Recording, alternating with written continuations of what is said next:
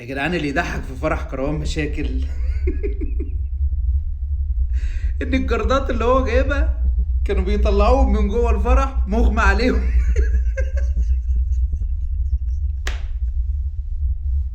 يعني انت تخيل الجردات اللي انت جايبها علشان يأمنوا المكان ويأمنوا الفرح كان بيغمى عليهم جوه. امال انت هتعمل فيكوا ايه؟ ولا ولا عندك انجا حماده يعني بقى يمسكوها من الباروكه يمسكوها من الباروكه بتاعتها وينزلوها ويطلعوها وينزلوها.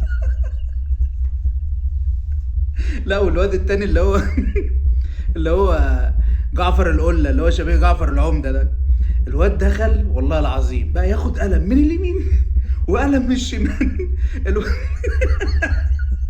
الواد دماغه كانت عاملة زي كرة التنس، من اليمين